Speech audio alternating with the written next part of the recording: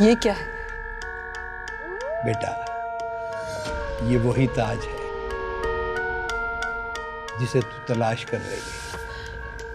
क्या ये मेरी अम्मी हजूर का ताज है? हाँ मुस्कान, ये तुम्हारी मरहूमा माँ का ताज है। अब आप जानते हैं क्या, अगर कोई भी इंसान इसे पहन ले तो वो नाग देश का बादशाह बन सकता है। हैरत है अब्बा, अगर आपको ये बात मालूम थी तो आपने ये ताज खुद क्यों नहीं पहन लिया और नागदेश के बादशाह क्यों नहीं बन गए? मुस्कान, मैं बेशक तुम्हारा सगा बाप नहीं, लेकिन मैंने तुझे बड़ी मोहब्बत और मेहनत से पाला है। और हर बाप अपनी औलाद को अपने से आगे देखना चाहता है, और इसीलिए इस ताज के लिए मेरी बेटी का सर ही सबसे ज्यादा मुनासिब। तेरी तो सारी जिंदगी पड़ी है और मेरी तो वैसे भी उम्र पूरी हो चुकी है। न जाने कब जिंदगी का चिराग गुल हो जाए। अब्बा कैसी बातें कर रहे हैं, आपको मेरी उम्र भी लग जाए। या अल्लाह इसकी दुआ को रद्द कर दे। अब्बा आप ऐसा तो ना बोलो, मैं आपकी बेटी हूं, आपके लिए दुआ करना मेरा फर्ज है।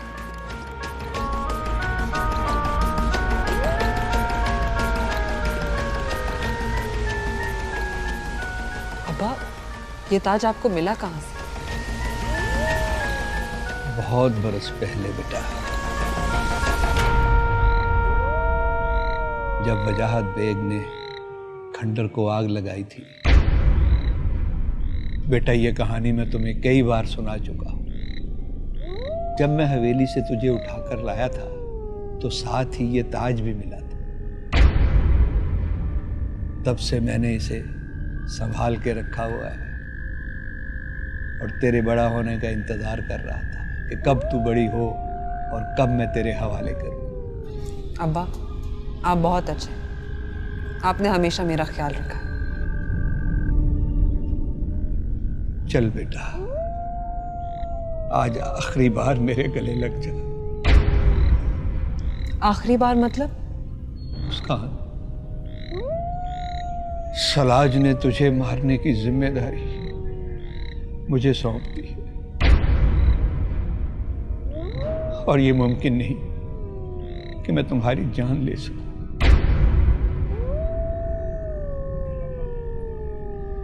इसलिए हो सकता है कि आज तेरी मेरी आखिरी मुलाकात हो। मायूसी की बातें मत करो अब्बा, मैं किंग सलाज को ऐसी शिकस्त दूंगी कि पूरी सल्तनत नेवलिया को नागों के नाम से भी डर लगेगा। उसका तू मेरी मजबूरी नहीं समझेगी बेटा। सलाज के पास वो ताकत है कि वो किसी को भी कत्ल कर सकता है, मुझे मजबूर कर सकता है किसी को भी मारने के लिए। और मैं सोचता अगर खुदा ना खास्ता वो वक्त आ गया तो मैं तुम्हारे बजाय अपनी जान दे दूंगा। अब्बा मैं बहुत जल्द सलाज का मुंह खाक से भर दूंगी। और हाँ बेटा, एक बात जहन में रखना कि इस ताज को जब भी पहनना है बकरी के दूध से धोकर पहनना, और ये अमल उस वक्त करना है जब चांद की चढ़ती रातें हों।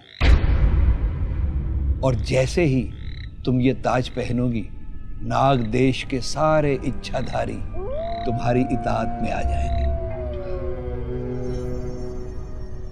अब्बा आप फिक्र न करें, आपने जैसा कहा है मैं वैसे ही करूंगी। लेकिन अब्बा अभी इसे आप अपने पास रखें, जब मैं हवेली वापस जाऊंगी तो अपने साथ ले जाऊं। ठीक है।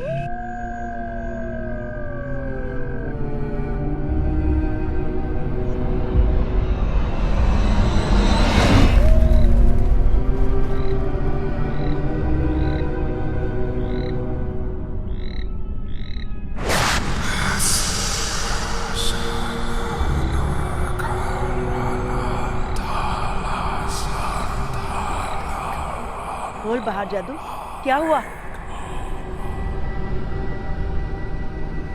जुगनू, लगता है नाग देश की रानी का ताज किसी इंसान के हाथ लग गया है। मगर बाहर जादू, किस इंसान के हाथ लग गया? ये तो मैं नहीं जानती। हाँ, मगर ताज किसी इंसान के हाथ में है। बाहर जादू, अगर वो ताज कोई इंसान पहन ले तो क्या वो नाग देश का बादशाह बन जाएगा? जुगनू, उस ताज में ताकत बहुत ज्यादा है। उसके आगे सारे नाग सर झुका देते हैं। तो बाहर जादू, आप अपने इल्म से अंदाजा लगा के बताएं कि वो ताज किस इंसान के पास है, कहाँ है? मेरी ताकत इतनी नहीं कि मैं उस ताज का पता लगा सकूं। तो फिर अब करना क्या है? इंतजार करना होगा। सिर्फ इंतजार। देखो बेटा, सनम जहां ने जो खेल खेला है ना, तुम्हें उसको रोकना होगा। दिल तो चाहता है सनम जहां की जान ले लूं। हाँ, तो रुकावट क्या है बेटा? सनम जहां को मार दे और अपना रास्ता साफ कर ले। नहीं अब्बा, सनम जहां मेरी सगी बहन।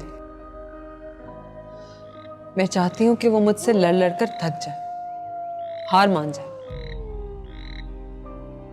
और इस तरह मैं सनम जहां को भी बचा लूं और हवेली वालों को भी। हवेली वालों से पहले तुझे सावन की जान बचानी है। सावन? सावन को क्या हुआ? सावन ने खून देकर तेरी और सनम जहां की जान बचाई, और ये बात मस्तानी ने सलाज को बता दी है। मगर अब्बा क्यों? मस्तानी ने ऐसा क्यों किया? तख्त पाने के लिए बेटा। महल के अंदर बड़ी बड़ी साजिशें चल रही हैं। मस्तानी निजात को तख्त पे बिठाना चाहती है और सालाज सावन को। अब्बा, क्या ये कुर्सी की जंग हर जगह हो रही है? हाँ बेटा, ये कुर्सी चीज ही ऐसी है। अब्बा, सावन कहाँ है? सालाज ने सावन को कैद कर रखा है, और मुझे शक है कि सनम जहां को गवाही के लिए बुलाया जा सकता है। हाँ अब्बा, सनम जहां तो साफ साफ बता देगी कि सावन ने ही हमें खून दिया था। हाँ बेटा, और ये सुनते ही सालाज इंसाफ का तकाजा पूरा करते हुए सावन का सर उड़ा देगा। तो अब सावन को कौन बचाएगा? सिर्फ और सिर्फ तुम। मैं कैसे? तुझे मेरे साथ सलाज की अदालत में पेश होना होगा और सावन को बचाने के लिए झूठी गवाही देनी होगी। अब्बा, मुझे? हाँ बेटा, तुझे। लेकिन अब्बा, मैं सलाज के सामने जाऊंगी। बस बेटा, अब तू ही है जो बयान देकर सावन को बाइज्जत बरी करवा सकती है। लेकिन अब्बा, शायद आप भूल रहे हैं कि सलाज ने मुझे मारने का हुक्म आपको ही दिया है। बेटा, अदालत में तो तुम्हें पेश होना ही पड़ेगा। मगर कैसे अब्बा? वैसे ही बेटा, जैसे सनम जहां ने तुम्हारा रूप धार कर तुम्हें हवेली से निकलवाया, वैसे ही तुम सनम जहां का रूप धार कर सावन के हक में गवाही दो। लेकिन अब्बा, सलाज अगर मुझे मेरी भू से पहचान गया तो? वो इच्छाधारी की भू को पहचानता है, ये नहीं पहचान पाएगा कि तू मुस्कान है और सनम जहां के रूप में है। अरे वाह अब्बा, ये तो मैंने सोचा ही नहीं था। हम कल ही चलते हैं। नहीं, पहले मैं सालाज के डेरे पे जाकर ये खबर लूं कि वो सनम जहां को बुलाना भी चाहता है या नहीं।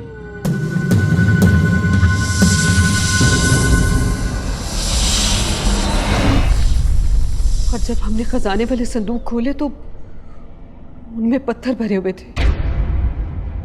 ऊपर से मुस्कान ने जमीनों के सारे कागजात जला दिए और मुझसे बदतमीजी भी की।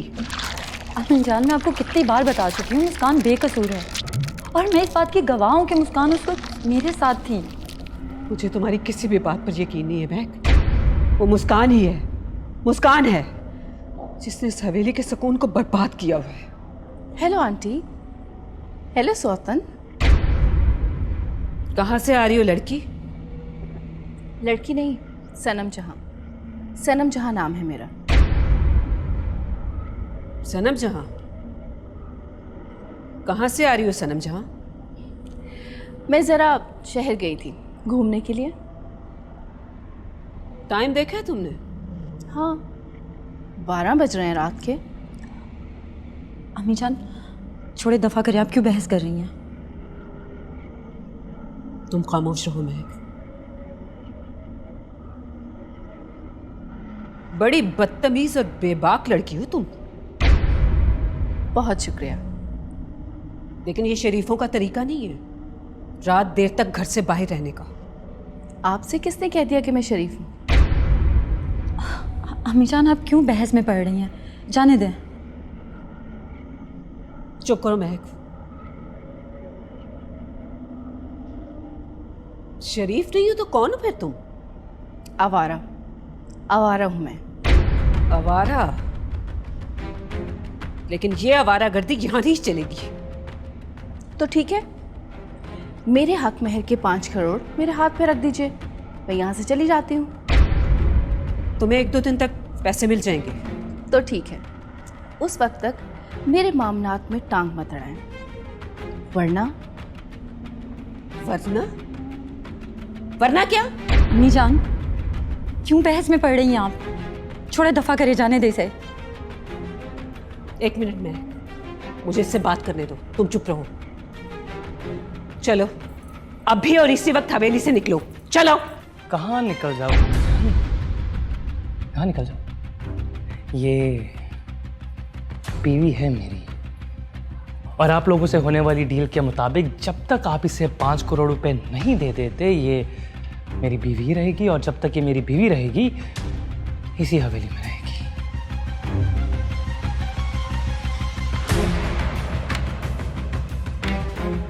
क्यों महक? सलमान ठीक कह रहे हैं ना? मैं इस हवेली में रह सकती हूँ ना? हाँ, जब तक तुम्हारा दिल चाहे तुम रह सकती हो। महक, क्या कह रही हो तुम? बिल्कुल ठीक कह रही है अम्मी जान। सीखे कुछ अपनी बेटी से, आपसे कई गुना ज्यादा समझदार है। शाबाश महक, तुम जरा अम्मी जान को समझाओ। सनम जहां तुम मेरे साथ आओ, मुझे तुम्हें कुछ समझाना है।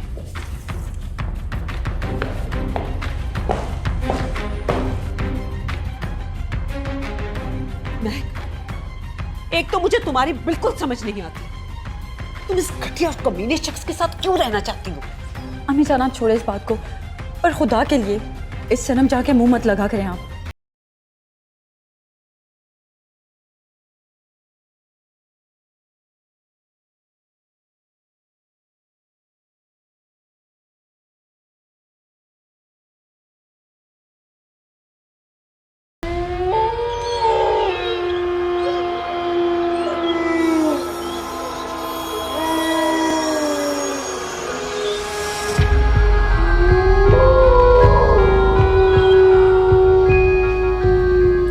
बड़े अफसुर्दा लग रहे हो बुढ़े। देखो ना, जमीनों के कागजात जलाए मैंने, आरफा को थप्पड़ मारा मैंने, उसको गालियां दी मैंने, और रयान ने क्या किया? तुम्हारी ढाल मुस्कान को हवेली से निकाल दिया। कितने अहमक और कम ज़र्फ होते हो तुम इंसान लोग। ये क्या, तुम रो रहे हो? नहीं, अभी मत रो, क्योंकि तुम्हें बहुत सारी दुखी खबरें सुननी बाकी हैं। सबसे पहली खबर सुनाती हूँ। वैसे तो तुम सुन चुके होगे, लेकिन फिर भी अपनी कामयाबी की लिस्ट में एक खबर और शामिल कर लेती हूँ। मैंने सलमान से कोर्ट मैरिज कर ली है और महक की खुशियों को बर्बाद कर दिया है। रयान मुस्कान को हवेली से निकाल चुका है। खजाना मैंने पहले ही ले लिया है। हवेली तुम बेच नहीं सकते और जमीनों के कागजात मैंने जला दिए। अब बचा बैंक बैलेंस, और बैंक बैलेंस के खत्म होते ही तुम लोग सड़कों पे आ जाओगे और भीख मांगोगे। तुम फिक्र ना करो, उससे पहले मैं एक दो को तो फड़का ही दूंगी।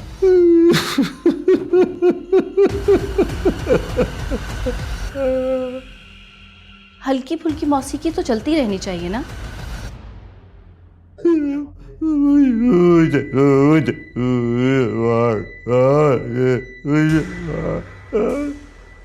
क्या बोला? तुझे मार दूं?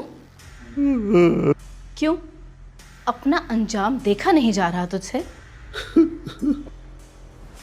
हरगिज़ नहीं, तुझे तो मैं सबसे आखिर में मारूंगी। तू एक एक करके हवेली वालों को अपनी आंखों के सामने मरता हुआ देखेगा।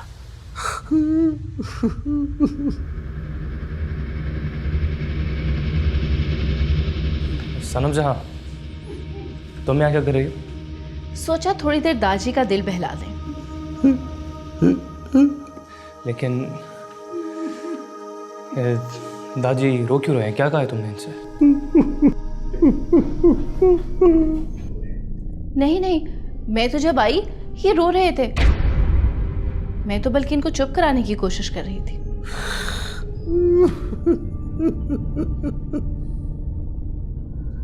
तो इस तरह चुप करवाते हैं? खैर छोड़ो, मुझे तुमसे ज़रूरी बात करनी है। आओ मेरे साथ। बल्कि एक मिनट रुको। कम दादी, ये कैसी लग रही है हम दोनों की जोड़ी?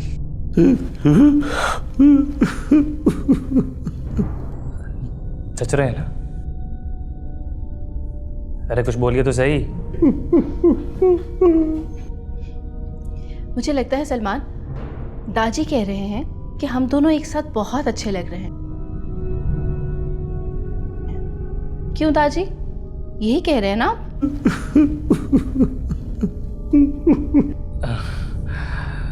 शुक्रिया।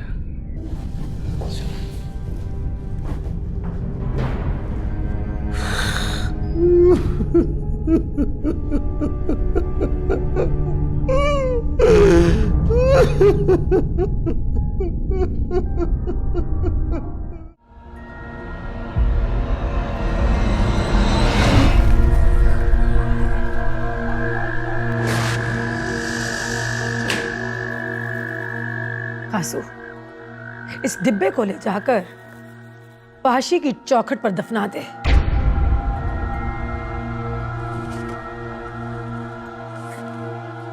जो हुक्म हो।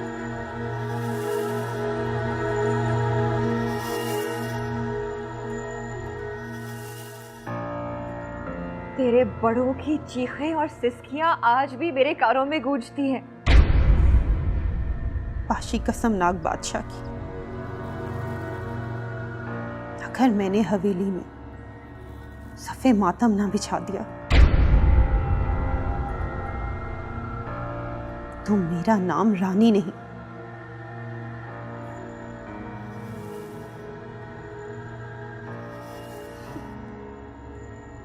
कासू, तू मेरा दुश्मन?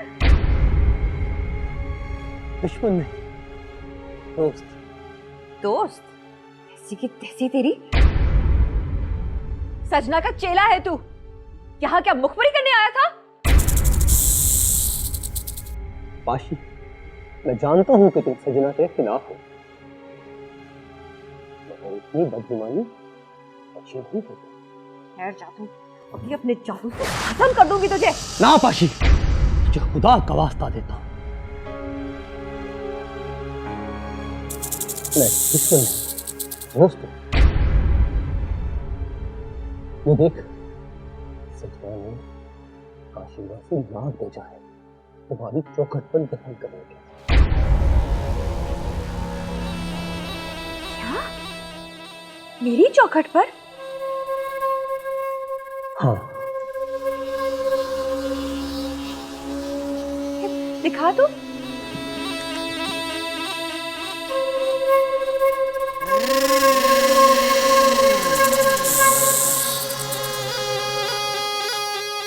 पाशी इसको हाथ मत लगाना। रहने दे कासू, पाशी सपेरन हूं मैं।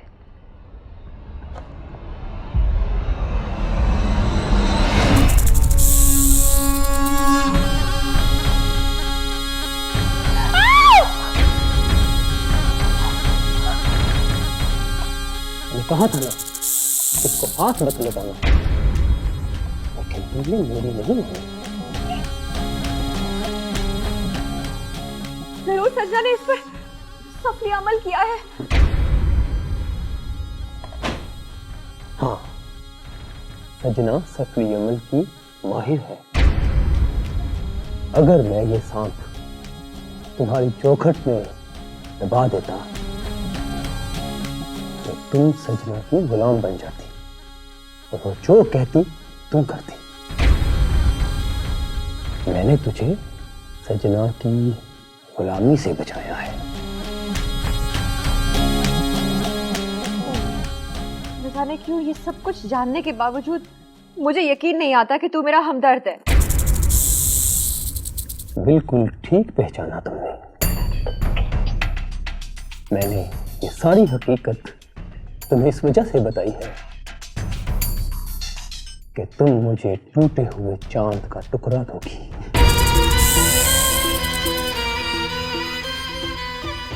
तू क्या कह रहा है? चल ठीक है, ना दो, मगर जब दोबारा सजना तुम्हारे खिलाफ साजिश करेगी तो मैं उसका हिस्सा बन जाऊंगा। रुक जा कासू।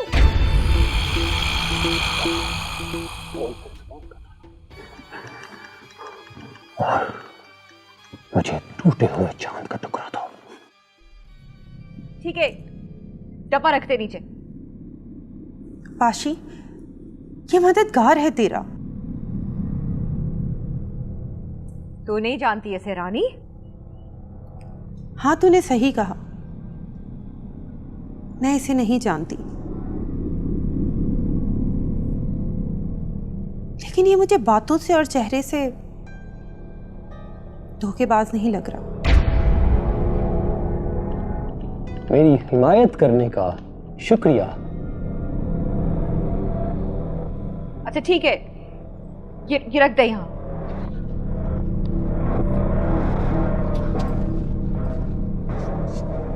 चलो, अब तो मुझे टूटे हुए चांद का टुकड़ा।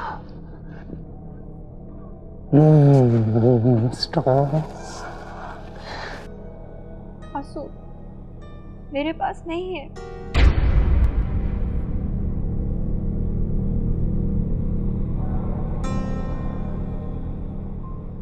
ये तो क्या कह रही है? चांद का टुकड़ा तेरी मालकिन सजना के पास है। सजना के पास है? क्या तुम सच कह रही हो? हाँ कासू, चांद का टुकड़ा सजना के पास है। और उसका दूसरा टुकड़ा किसके पास है? वो सालाज के पास है। जैसे ये दो टुकड़े चांद के एक हो जाएंगे, मिल जाएंगे, फिर सालाज की मौत हो जाएगी। क्या? मगर कैसे? चांद के दोनों टुकड़ों को जब मिलाया जाएगा तो बीच में से आग निकलेगी और इसी आग में सालाज जलकर राख हो जाएगा।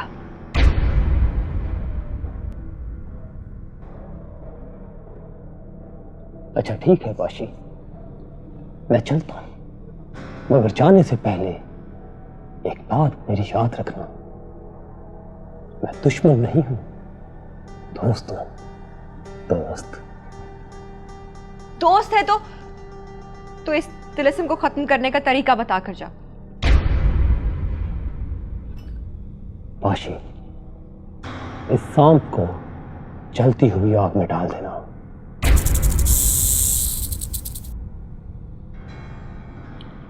और उस आग को गुलहरी के खून से बचाना, जिस्म टूट जाएगा।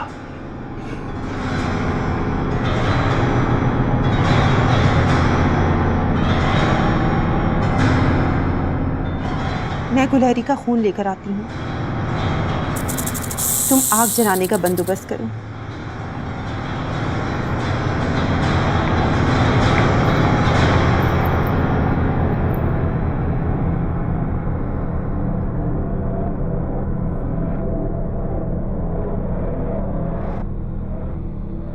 सजना, तूने मुझे अपना गुलाम बनाने की कोशिश की,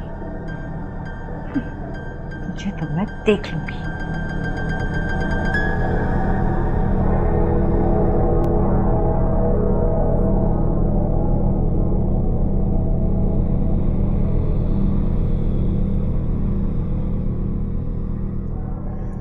दाजी, आप जानते हैं ना, जमीनों के कागजात मुस्कान ने नहीं जलाए। ये सब उस सनम जहां का किया धरा है, जिसने हमारी जिंदगी अजीरन कर रखी है।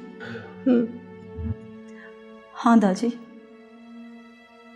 मैं जानती थी अम्मी जान के उस तूफान के बाद रायान मुस्कान से बदतमीजी पे उतर आएगा,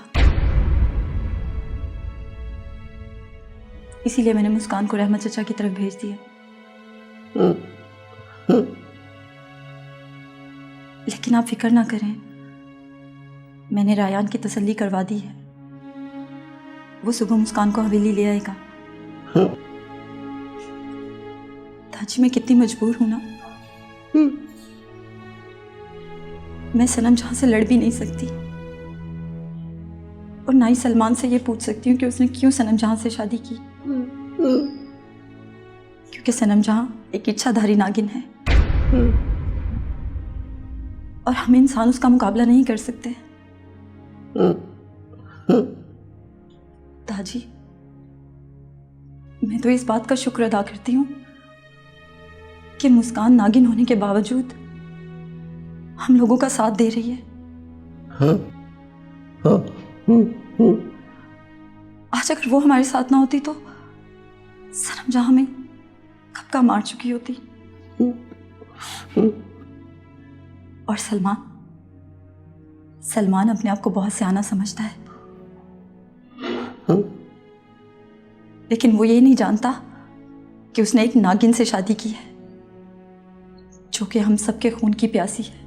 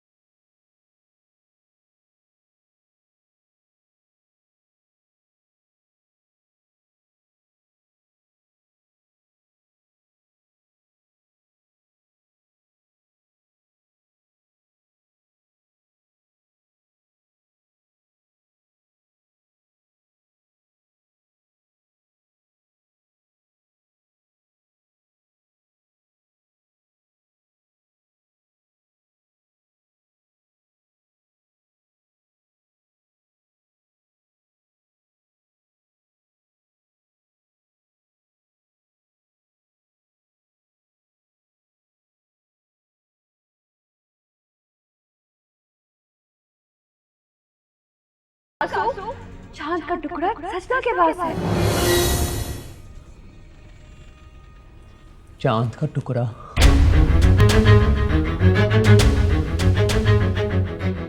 क्या कहा तूने? चांद का टुकड़ा। लगता है कासू तेरी मौत का वक्त आ गया है, जो तू चांद के टुकड़े की तमन्ना कर रहा है। अरे नहीं मालिक, मैं कोई तमन्ना नहीं कर रहा, मैं तो अपने मालिक के हुस्न की तारीफ कर रहा हूँ।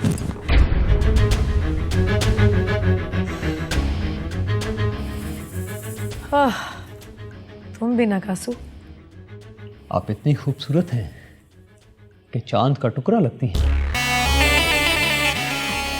बल्कि इतनी हसीन के लगता है कि चांद जमीन पर उतर आया है।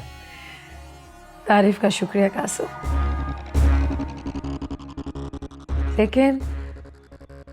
लेकिन ऐसे हुस्न का क्या फायदा जिसे कोई देखने वाला ना हो। मालिक, दिलबर तो मर चुका है, अब उसकी याद को सीने से लगा कर रखने का क्या मतलब?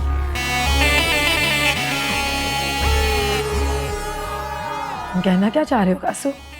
मालिक, मैं कहना चाहता हूं कि आप बहुत खूबसूरत हैं, बहुत हसीन, बहुत जाज़िबे नजर। मालिक, आप किसी और को कासू, हरगिज नहीं। हमें सिर्फ दिलबर से प्यार था और हम दिलबर की यादों के सहारे ही जी लेंगे।